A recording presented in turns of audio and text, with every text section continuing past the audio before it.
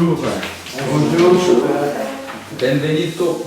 Ah, il y en a qui parlent italien. Figurez-vous qu'avant de venir ici, j'étais en contact avec un ami théologien qui vit à Rome, qui a été demandé par Benoît XVI pour prêcher la retraite au Vatican en 2011. C'est le père François-Marie Dettel. Et je lui ai dit que j'allais m'inspirer de son travail théologique qu'il a fait quand il s'est adressé au pape et aux cardinaux en 2011 sur ce qu'il nomme la ronde des saints. Vous connaissez l'image de Fra Angelico? Fra Angelico a fait une œuvre d'art où on voit des saints qui se tiennent la main, qui font une ronde et puis qui grimpent vers le ciel. Alors cette image est très forte et nous dit que tous les saints se tiennent la main, ils se complètent, ils ont quelque chose à nous dire et ils s'éclairent mutuellement.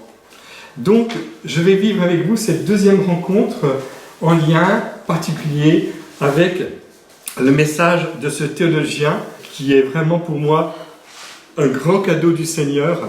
Figurez-vous que je suis très proche de Saint Louis-Marie Grillon de Montfort, que vous connaissez bien, n'est-ce pas? Oui. Saint-Laurent-sur-Sèvre. Et le père de Montfort a quelque chose en commun avec Sainte Thérèse de l'Enfant Jésus, c'est qu'il s'est adressé dans un langage populaire, un langage facile, accessible, notamment, vous connaissez tous ses cantiques, le traité de la vraie dévotion, et comme Thérèse de Lisieux, il avait un message extrêmement centré sur le mystère du Christ, le mystère de l'Église, mais avec un équilibre étonnant dans, je dirais, ce feu d'artifice de notre foi chrétienne à partir du credo de l'Église. Et je vais vous parler effectivement en lien avec Mère Eugénia, avec cet excellent travail qui a été fait sur le mystère du Père.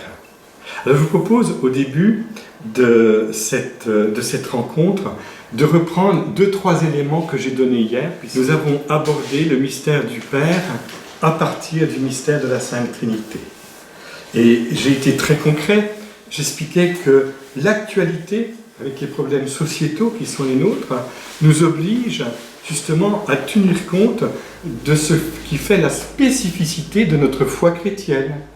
Nous croyons que Dieu est Père, Fils et Esprit Saint, mais que nous sommes en contact avec d'autres croyants qui peuvent nous dire « Oh, on a le même Dieu ». Si vous discutez avec, par exemple, des musulmans, nous savons que le Dieu auquel nous croyons, le Dieu Père auquel nous croyons, le Dieu à partir duquel et par lequel nous allons vers le Père, c'est Jésus-Christ, dans une mouvance bien particulière, l'Esprit du Père et du Fils qui nous a été donné. Toute notre vie est dans une offrande liturgique qui va, par le Fils, dans l'Esprit, vers le Père. Et vous savez qu'à chaque Eucharistie, quand nous nous adressons à Dieu, nous nous adressons essentiellement à Dieu le Père, et nous disons par Jésus-Christ, ton Fils, notre Seigneur, etc. Et la spécificité que nous avons par rapport aux musulmans, c'est qu'en fait, le Dieu qui est le nôtre est un Dieu qui s'est révélé dans sa parole, depuis, nous avons des traces depuis la Genèse, jusqu'à l'Apocalypse, et que ce Dieu Père s'est montré à nous.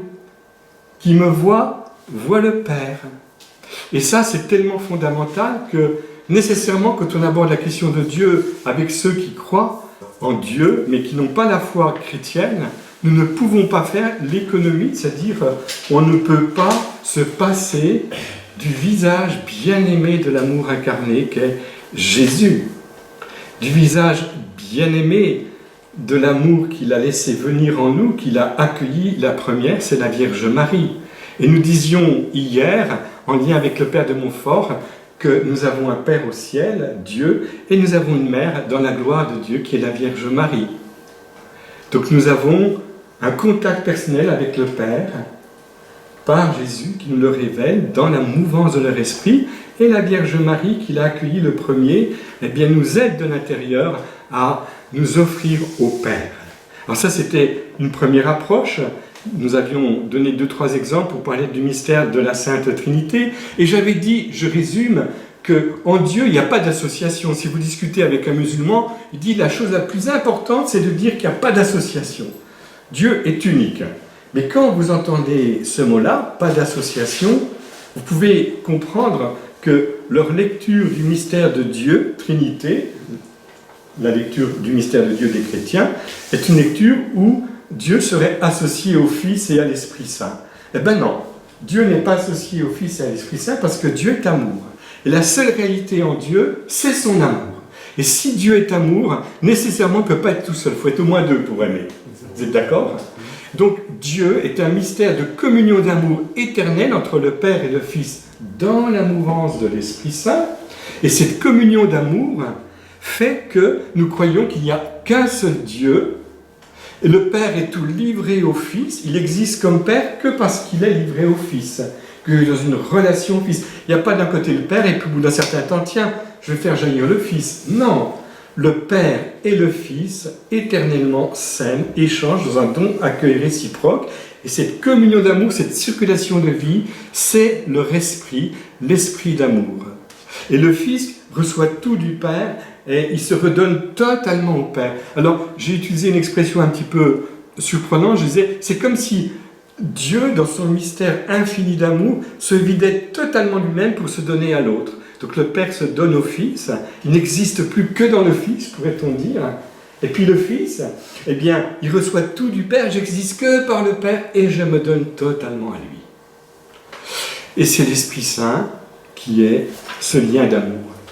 Et j'avais fait appel à un prêtre qui est mort il y a 20 ans, qui s'appelle le Père Raymond Alter, qui lui nous a donné un enseignement extrêmement riche, puisque depuis 5 ans, on travaille sur un dossier très sérieux et on pense qu'effectivement, c'est un grand témoin pour aujourd'hui.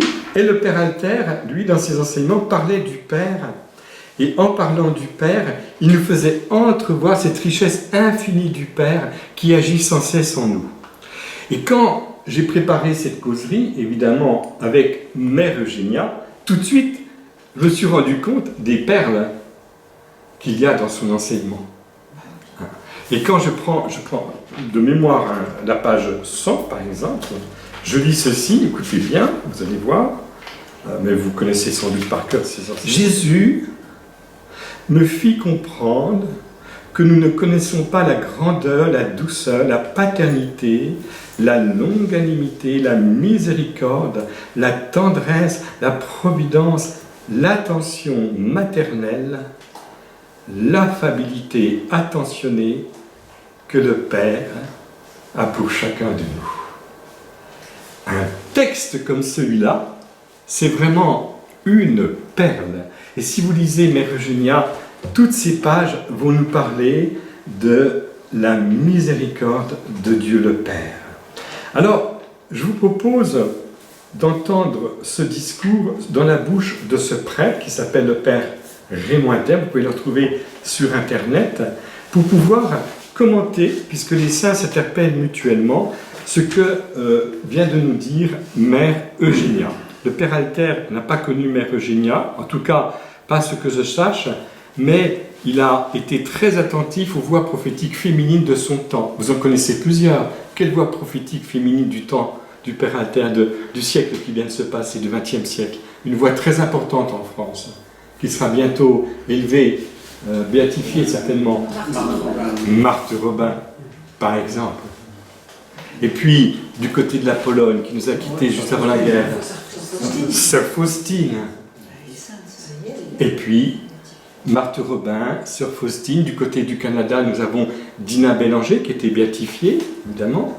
Et puis d'autres. En accueillant ce message du Père Alter, qui va introduire ma deuxième étape de causerie, nous allons entrer de plein pied avec l'expérience prophétique de Dieu à travers les voix féminines, donc à travers Mère Eugénia. Mais c'est un cadeau pour nous d'accueillir Mère Eugénia dans une circulation de vie, une circulation d'amour.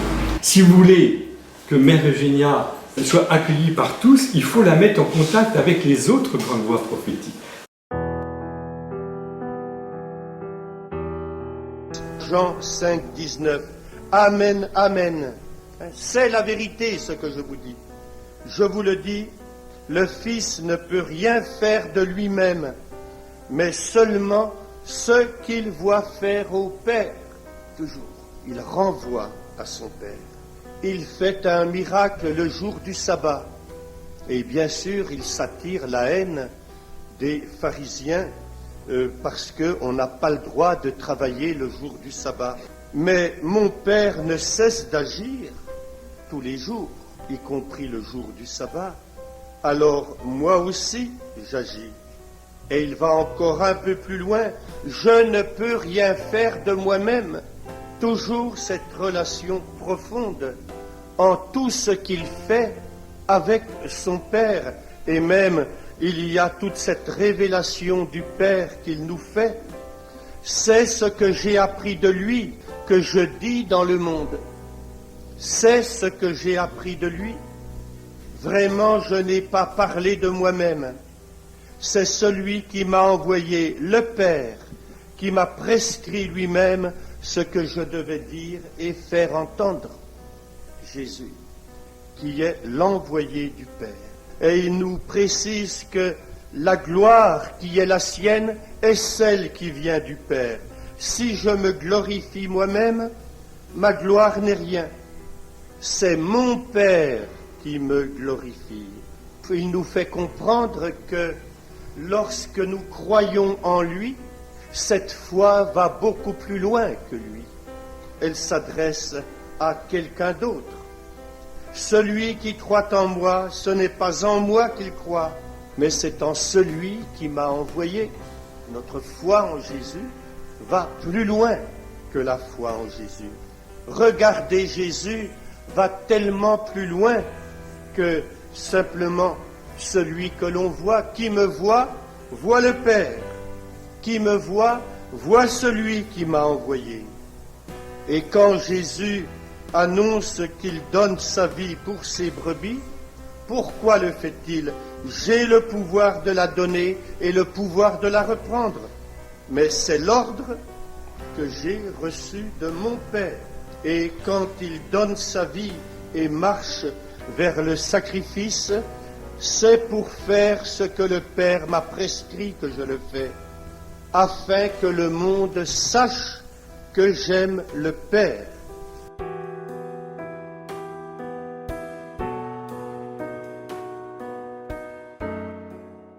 C'est immense ce que nous venons d'entendre. Mais vous saisissez bien que dans la relation que nous avons avec notre prochain, il faut tout de suite faire saisir que le Fils reçoit tout du Père et que notre relation avec Jésus n'est pas une relation avec quelqu'un qui est associé au Père, mais qui lève le voile sur le mystère de Dieu, Trinité, auquel nous avons accès. Nous nous sommes créés, le Verbe de Dieu qui s'est fait chair, il est engendré, non pas créé, il est de même nature que le Père, et je vous ai dit qu'ils vivent d'une même source, d'une même joie, d'un même échange, dont accueil réciproque, et nous sommes emportés par cette joie, par cette source, par cet accueil réciproque. Et nous sommes emportés parce que déjà sur terre, nous vivons quelque chose de l'ordre du ciel, du paradis. Ceux qui refusent cet amour du Père sont en enfer, certains, sur terre. En tout cas, ils sont bien proches de l'enfer. Et quand on dit « ma situation est infernale », il s'agit évidemment d'une relation faussée avec soi-même, avec Dieu et avec les autres. Donc, le Père dont parle Mère Eugénia, c'est le Père de miséricorde. Et j'ai insisté hier longuement sur cet aspect-là. Pourquoi? Parce que le Père n'a de cesse de donner la vie à partir de son cœur de miséricorde.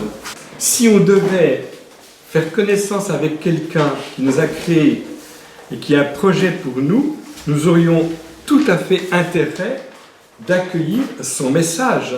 Son message nous a été donné par la Bible, par les textes de la Torah notamment, avec les 10 commandements, par les prophètes, par les psaumes, mais il est arrivé un moment où l'amour pousse plus loin les lignes, et il se décide de venir lui-même en personne nous rencontrer à partir de son verbe, de l'expression de lui-même éternelle qui est son propre Fils. Et là, il va nous parler, il va s'adresser à nous avec notre langage d'homme, et il va vivre des relations personnelles avec nous. Mais le Fils, qui est éternellement dans le sein du Père, ne fait rien d'autre que d'exprimer le Père.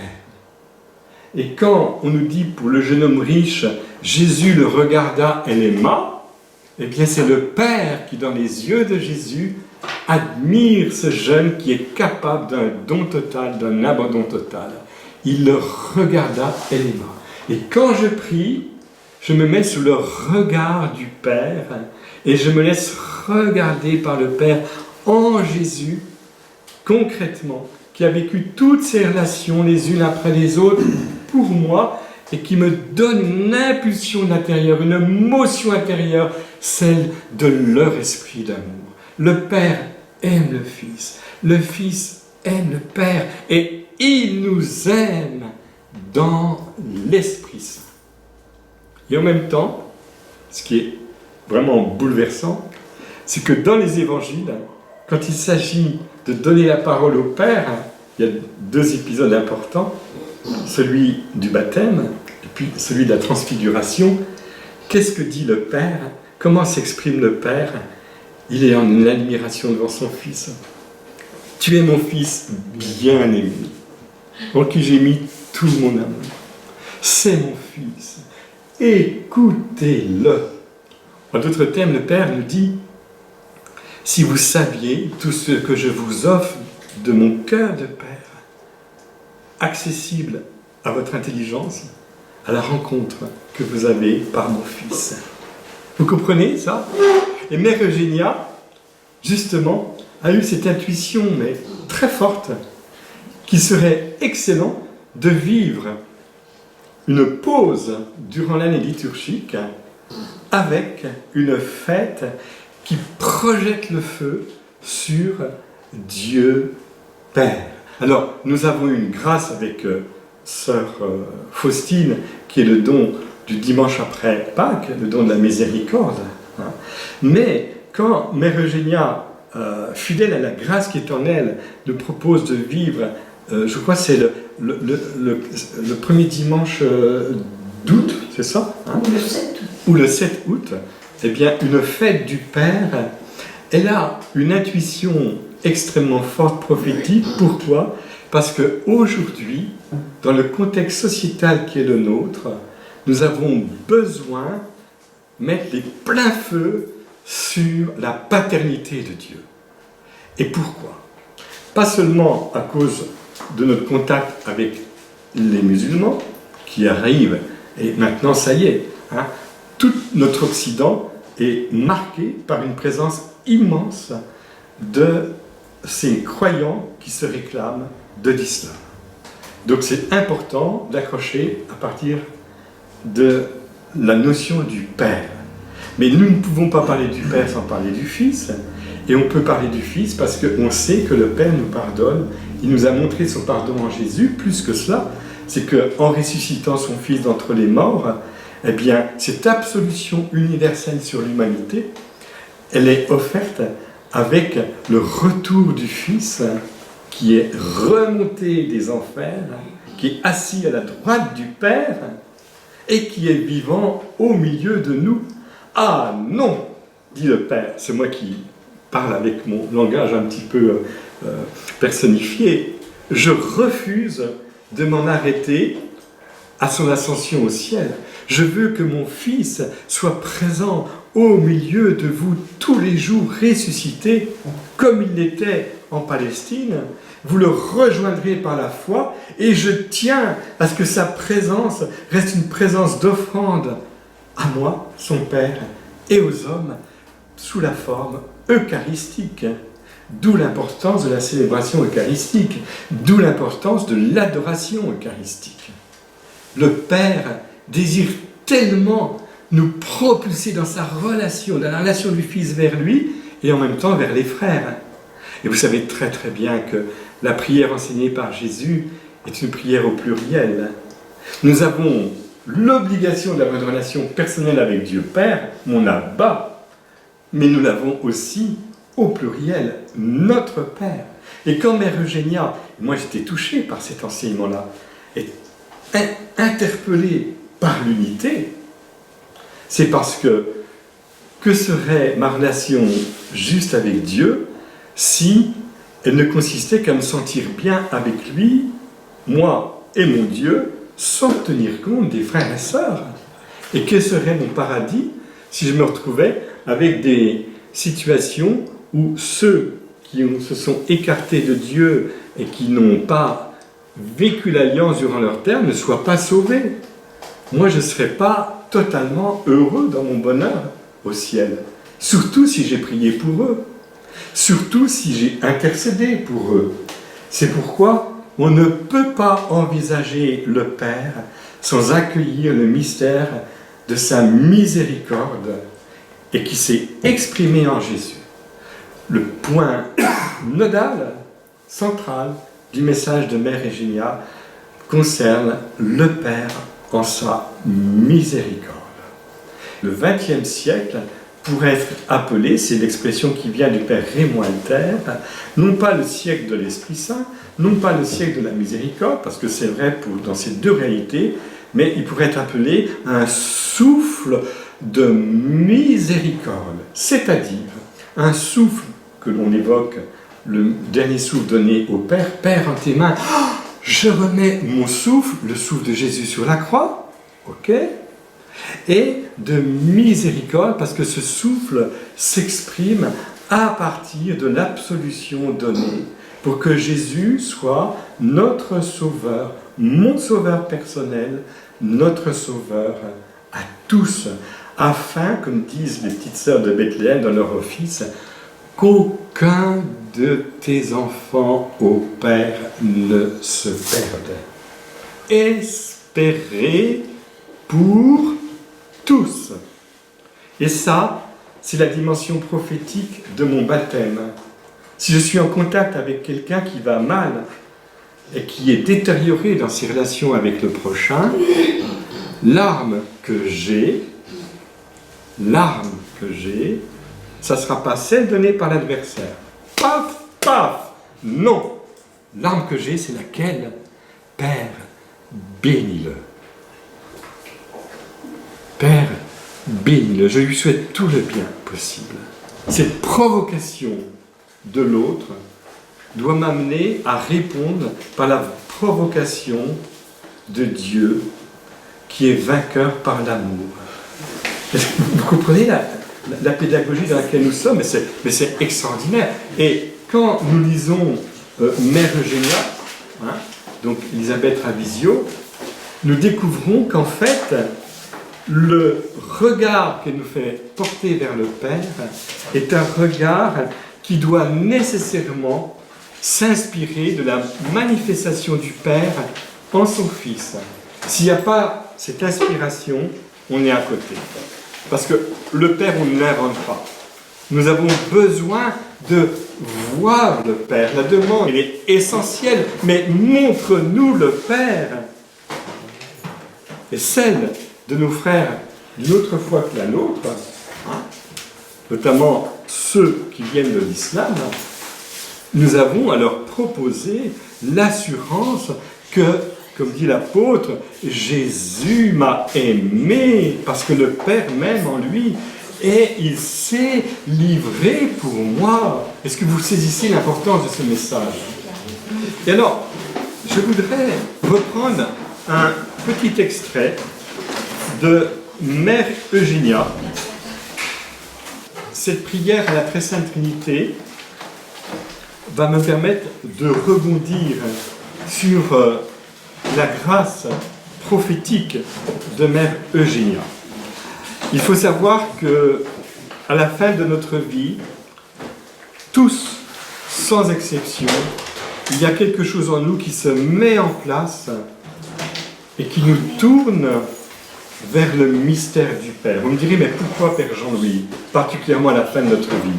Ben c'est simple, c'est que si toute la liturgie est une liturgie qui nous offre au Père, qui nous fait nous adresser au Père, notre vie vers la fin.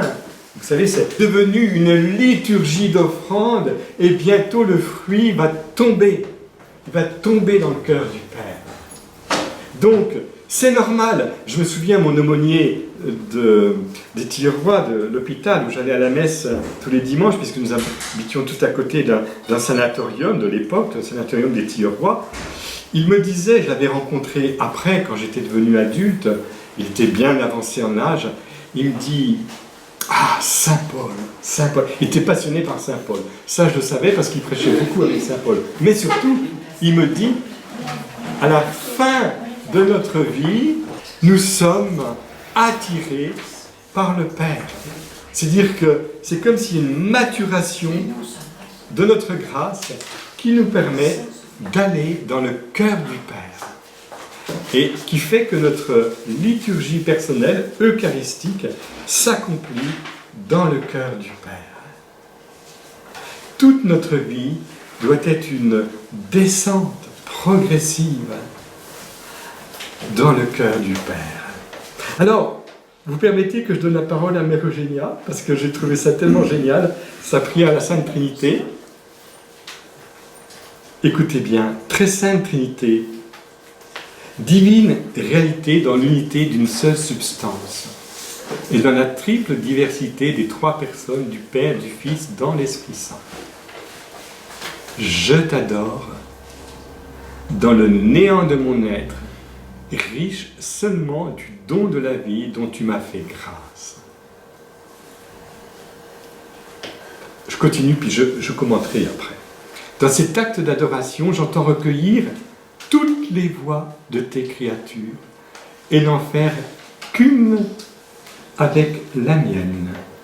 Elles sont les voix de ta voix que dans le calice de mon amour, je désire recueillir afin que, unis à l'incréé qui, en tant qu'homme Dieu, a fait la louange parfaite dans l'obéissance aimante à la volonté divine, je puisse le plus largement possible offrir ma participation aujourd'hui, dans le temps et demain, dans l'éternité.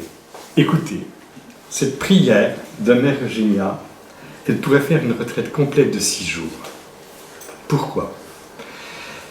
Parce qu'en fait, nous avons compris que la voix prophétique de Mère Eugénia s'inscrit dans la voix prophétique de toute l'Église. Parce que toute l'Église, en chacun des baptisés, vit un mystère sacerdotal, prophétique et royal. Et quand Mère Eugénia s'exprime comme ça, elle reprend le credo de l'Église, de Nicée-Constantinople, qui est une réponse d'amour du peuple de Dieu à son Seigneur, à son Père. Et cette réponse d'amour fait écho à la parole d'amour que Dieu ne cesse d'offrir à son Église à travers, eh bien, la révélation. Quand vous êtes avec des protestants, ah j'aime bien ça, ils vont prendre une Bible et puis ils vont dire « Amen, Jésus est Seigneur, my Lord, je crois en sa parole, ce Bible. » C'est une lettre d'amour de Dieu à son peuple. Alors tout le monde applaudit. Oui, mais attention, ça ne suffit pas d'applaudir. Ça ne suffit pas de dire que Dieu m'envoie sa lettre d'amour comme un époux à son épouse. L'épouse est le peuple de Dieu. Ça ne suffit pas. Si vous envoyez une lettre d'amour, qu'est-ce qui se passe après? Vous attendez quoi après? Un retour, une réponse. Et là, vous avez la réponse de la lettre d'amour du concile de Nicée-Constantinople, avec les différents conciles, du credo, du symbole des apôtres, du credo de l'Église. C'est la grande réponse d'amour de l'Église. L'Église qui attend le retour de son époux, qu'est le Christ. Puisque l'Église, elle ne fait qu'un avec son époux par l'Eucharistie, par les sacrements, par l'offrande de chacun dans la prière, par l'union d'amour de chaque fidèle, mais il y a dans l'Église, dans le mystère de l'épouse, fondamentalement un Maranatha, viens Seigneur Jésus, elle vient pour le monde entier. Et vous comprenez pourquoi cette prière à la Sainte Trinité de Mère Eugénia fait éclater les cadres. Parce que son point de départ, c'est la Trinité Sainte, n'est-ce pas? Et la Trinité Sainte vécue dans l'expérience qu'elle n'est rien pour que Dieu soit tout pour elle. Je reprends cette expression de Mère Eugénia à partir du témoignage du bienheureux Père Marie-Eugène de l'Enfant Jésus qui était donc béatifié à Avignon il y a 2 ans. Au moment de sa mort, dit la sainteté, mais on ne sait pas ce que c'est la faiblesse de l'homme, le néant de l'homme, offert à la force de Dieu. Bienheureux Père Marie-Eugène de l'Enfant Jésus. Eh bien, quand vous avez quelqu'un qui est touché par Dieu, quelqu'un qui est dans la sainteté de l'amour de Dieu, kadosh, ça veut dire à part, vous avez ces mêmes expressions qui reviennent parce que les saints se rejoignent dans leur sommet. Donc tout de suite, le cadre est fixé. Ô Trinité Sainte, je t'adore dans le néant de mon être. Alors, il y a une petite incise qui correspond à la lettre d'amour de l'Église des premiers siècles, divinité, divine réalité dans l'unité d'une seule substance, la substance ousios en grec, c'est le terme de l'époque, il fallait bien utiliser des mots humains pour parler du mystère de Dieu. Et dans la triple diversité des 3 personnes, du Père, du Fils, dans l'Esprit Saint, et la précision est immense, parce que l'Esprit Saint aspire l'unité du Père et du Fils. Et le Père et le Fils aspirent leur amour qu'est l'Esprit Saint, et ils en vivent. Vous voyez, Mère Eugénia, elle est au sommet. C'est à partir du sommet de son expérience spirituelle qu'elle va parler de Dieu. Ô Trinité Sainte, divine réalité, dans l'unité d'une seule substance et dans la triple diversité des 3 personnes, du Père, du Fils et de l'Esprit Saint, je t'adore dans le néant de mon être, riche seulement du don de la vie dont tu m'as fait grâce. Et là, une petite incise, quand elle utilise des expressions comme celle-là, à quoi elle fait allusion? Elle fait allusion au baptême. Parce que Mère Eugénia sait que le point de départ de la grande aventure pour l'éternité, c'est notre nouvelle naissance dans le baptême avec ce qu'on appelle la grâce baptismale. Qui fait que quand ce germe de vie m'est donné, le bienheureux Père Marie-Eugène disait, c'est une expression qui me fait sourire, mais il faut bien trouver des mots. C'est comme du Dieu créé en nous, qui disait à propos de la grâce. Mais c'est ça la vérité. Et Mère Eugénia va nous propulser dans la foi en notre grâce. Cette vie nouvelle reçue au baptême. Et qui fait que ça change tout. On n'est plus comme avant quand on est baptisé. Et moi, je sais que je n'ai pas été baptisé tout de suite. Il y a eu quelques semaines d'écart entre ma naissance et le jour de mon baptême.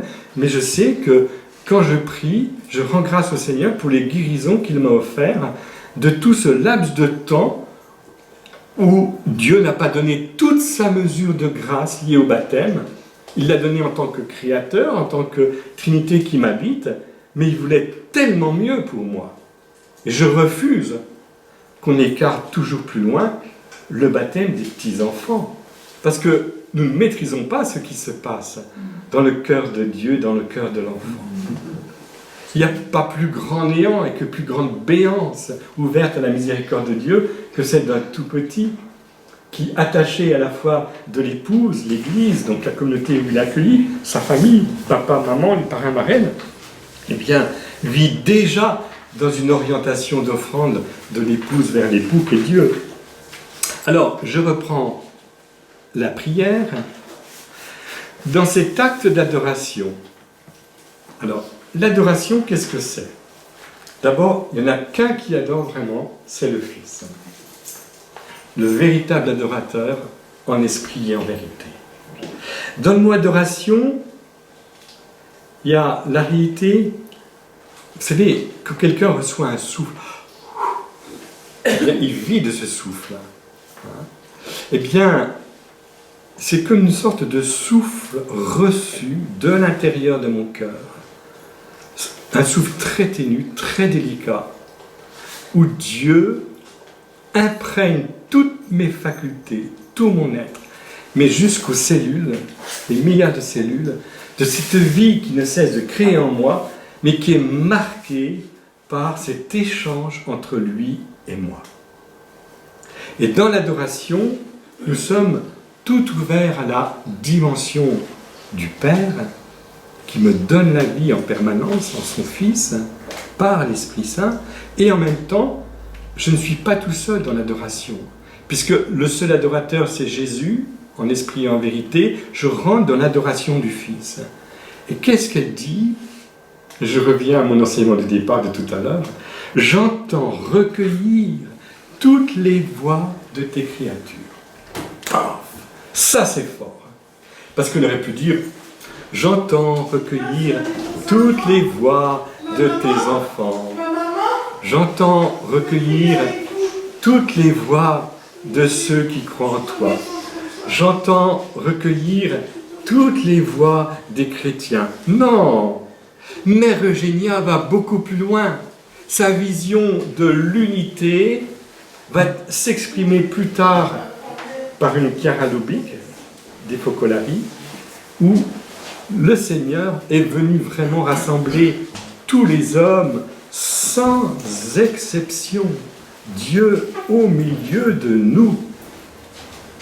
Et ça, c'est la maternité spirituelle de l'Église qui s'exprime dans le cœur d'une sainte, dans le cœur de Mère Eugénia. Cette maternité spirituelle fait que là, on sent que cette femme, vous savez, bon, vous connaissez sa vie, vous m'avez invité, vous avez déjà lu tout, toute petite, hein, elle a vécu des grâces, mais en même temps, elle a vécu le mystère de Pascal, le mystère de la croix, mais effroyable, hein, si petite, accompagnée par le Seigneur, la Vierge Marie, etc. Mais en même temps, quand on lit son histoire, on se dit, mais c'est possible qu'un être puisse aller plus loin encore dans la souffrance. Même la souffrance qui touche des zones très intimes de sa relation avec son père et sa mère. Paf! La claque qu'elle a reçue de la part de sa mère quand elle lui a annoncé qu'elle voulait être religieuse. Hein? Bon. Je ferme la parenthèse. Mais Mère Eugénia, en orientant sa prière vers la Trinité Sainte, va l'orienter tout de suite vers l'universel. Et là, vous sentez que quand quelqu'un prie avec cette notion des autres à sauver, on est en face d'une personne qui est vidée d'elle-même, décentrée d'elle-même, et qui prend en elle le monde à sauver. Quelqu'un qui nous a beaucoup touchés au XXe siècle, vous l'avez dit tout à l'heure, c'est Marthe Robin. Vous comprenez pourquoi les saints se donnent la main? J'entends recueillir toutes les voix de tes créatures et n'en faire qu'une avec la mienne. C'est-à-dire, Père, si tu me regardes, je veux que tu regardes tous les autres. Tout le monde. C'est fort, ça. Hein? Et là, quand nous sommes en adoration, notamment la grâce de l'adoration eucharistique, nous laissons irradier par l'amour du Père qui est passé par Jésus, par son cœur eucharistique, et qui capte en moi, par ma présence, et veut diffuser par moi son amour sur tous les hommes sans exception. On ne vient jamais à l'adoration tout seul. On y va avec la multitude. Elles sont les voix de ta voix que, dans le calice de mon amour, je désire recueillir, afin que, unis à l'incréé, donc l'incréé, c'est le Verbe de Dieu fait chair.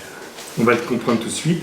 Qui, en tant qu'homme Dieu, a fait la louange parfaite dans l'obéissance aimante à la volonté divine, je puisse le plus largement possible, allez, largement, offrir ma participation aujourd'hui. Quand on est dans l'adoration, nous sommes unis à Jésus qui s'offre au Père, il est l'incréé, il nous a rejoints, et il s'offre dans ce mystère pascal de mort et de résurrection. On ne peut pas progresser dans la vie spirituelle s'il n'y a pas un consentement d'amour authentique dans ce mystère pascal qui m'atteint personnellement. Seigneur, j'aime le lieu où je suis né. Seigneur, j'aime les parents que tu m'as donnés. Je les choisis, mais ce oui d'amour, c'est je les aime tels qu'ils sont. Mère Eugénia, elle a dû faire un pas d'amour vis-à-vis de cette mère qui n'était pas très compréhensible vis-à-vis d'elle, d'accord ? Seigneur, j'aime l'épouse que tu m'as donnée, l'enfant que tu m'as donné. J'aime le pays où je suis né. Un oui d'amour avec l'homme-dieu. Et puis, il y a cette expression louange parfaite. Et vous savez très bien que le XXe siècle a été marqué par la grâce de ce qu'on appelle le renouveau charismatique. Il y a maintenant ces lettres d'honneur avec ce qui s'est passé avec le pape François, à la Pentecôte. Mais le renouveau a mis l'accent sur une réalité qui était présente depuis le départ, mais qu'il fallait vraiment remettre en valeur. C'est la louange. Pourquoi la louange? Parce que quand nous louons, nous prenons de la hauteur. Et la louange permet de ne plus être sur le terrain de l'adversaire, je vous en ai parlé tout à l'heure, mais sur être le terrain de la grâce, de la bénédiction pour les ennemis, pour ceux qui persécutent. Qu'est-ce qui fait qu'on va s'en tirer en France et dans le monde par rapport à ce désordre économique, politique, sociétal, religieux, éthique? C'est que nous voulons vivre une louange, mais attention, dans l'obéissance aimante à la divine volonté. Je sais qu'aujourd'hui, beaucoup s'engouffrent dans la découverte du message de la divine volonté. Mais les saints se donnent la main. Ils sont tous en dialogue les uns avec les autres. Mère Eugénia, qui était vraiment saisie par la grâce d'en haut, elle aussi a bien compris qu'il n'y a pas de louange possible si je n'accueille pas dans une obéissance d'amour la divine volonté. Vous comprenez bien que la pureté intérieure, notre droiture, renoncer au mal, choisir le bien en permanence, rend possible la louange. Et quand c'est difficile de renoncer au mal et de choisir le bien, il y a aussi l'inverse qui est possible. Je vais te louer, Seigneur. Et en prenant le temps de la louange, ça y est, ça décolle, ça décolle, ça décolle, ça décolle. Et l'adversaire a moins d'atteinte dans mon cœur. La louange est le grand secret de la victoire dans le combat spirituel. Et que je puisse le plus largement possible offrir ma participation aujourd'hui dans le temps et demain dans l'éternité. Vous connaissez Saint Louis-Marie Grignon-Montfort dans ses cantiques. Aimer dans le temps et dans l'éternité. Mon éternité, elle se prépare aujourd'hui. Quand je vais mourir, je vais découvrir ma personnalité de gloire qui s'est déjà constituée sur terre. Alors là, le Seigneur, vous savez, c'est comme un lever de voile quand on veut inaugurer une nouvelle voiture chez un grand constructeur, et tout le monde applaudit, mais ça va être ça. Je suis déjà avec ma personnalité de gloire dans l'éternité, aujourd'hui. Mais le Seigneur, il dit non, ça ne suffit pas, j'en veux encore plus. Je vais astiquer un petit peu, je vais remettre en face certaines choses. Et c'est ça le sens de mon existence. Alors, je vous invite, et je vais terminer là-dessus, à lire les écrits donc, de Mère Eugénia, comme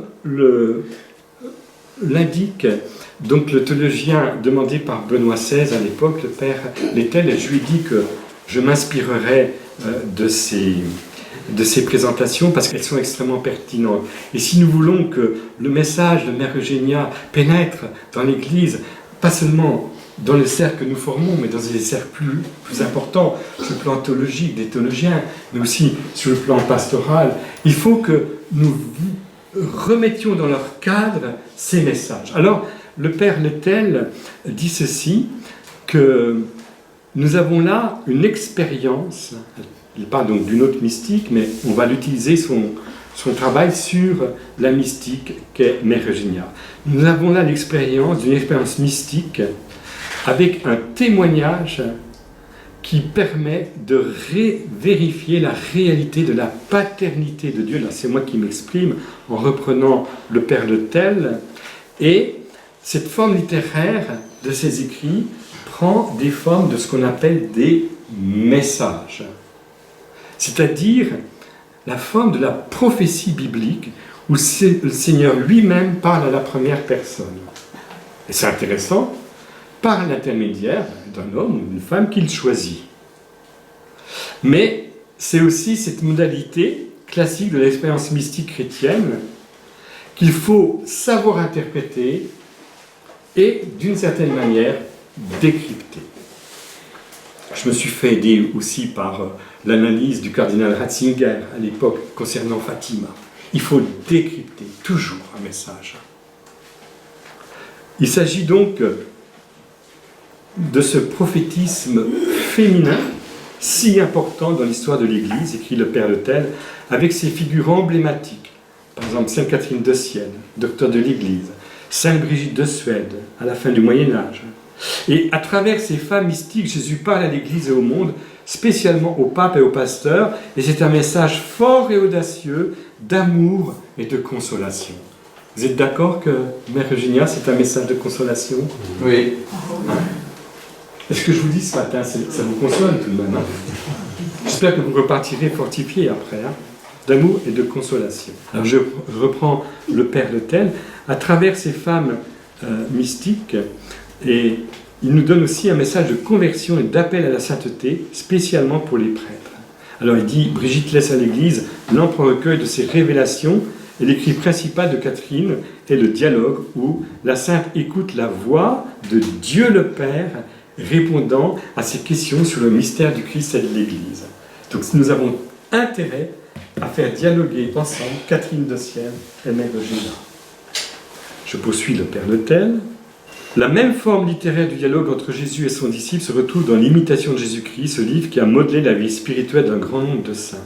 Nombreux sont les exemples de ce prophétisme féminin avec ses modalités extraordinaires de locution et vision. On peut citer les noms des saintes Jeanne d'Arc, Marguerite Marie Alacoque, Catherine Labouré, Bernadette Soubirous, Gemma Galgani, Faustine Kowalska, des bienheureuses Dina Bélanger et Alexandrina d'Acosta, une coopératrice salésienne, et de la vénérable Louise Marguerite Claret de Latouche, etc. Donc là, le Père Le Tel s'assoit sur des gens reconnus, béatifiés par l'Église, ça c'est important. Hein. Il importe de bien interpréter ces messages de grande valeur quand ils viennent de personnes dont la sainteté est reconnue par l'Église. Saintes, bienheureuses, vénérables, qui font resplendir dans l'amour les grandes vérités de la foi chrétienne à travers leur expérience mystique. Même si la cause de béatification, même l'entrée dans la cause de Mère Eugénia n'a pas progressé, nous savons qu'elle a donné un témoignage avec une expérience mystique marquée par de grandes souffrances et qu'elle a été vraiment soutenue. Et c'est quelqu'un qui a vécu une grande fécondité dans l'Église. Nous avons à écouter personnellement tous ces messages et à en tenir compte dans la dynamique de la culture, de la sensibilité, de la personnalité liée à une époque. Et Benoît XVI expliquait ainsi le message des saints voyants de Fatima. Il a vraiment, Benoît XVI, orienté l'Église vers une compréhension contextuée du message. Et ça, c'est important. Si on ne tient pas compte du contexte, on peut dire n'importe quoi, parce qu'on déplace une réalité différente ce qui a été dit dans un temps, dans une culture. Donc, pour bien interpréter ces textes, il convient avant tout de rappeler le contexte historique de l'expérience mystique de la mère Eugénia, et surtout à la fin de sa vie, et la mettre en lien avec tous les saints qui vont dans la dynamique de son message prophétique. On va prier quelques instants.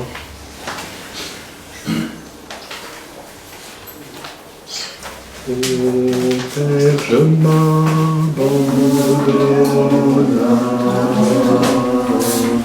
je mets ma vie entre tes mains, que ta volonté se fasse en moi, je ne désire rien d'autre, mon Dieu.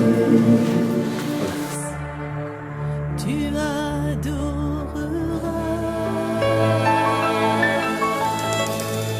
le Seigneur ton Dieu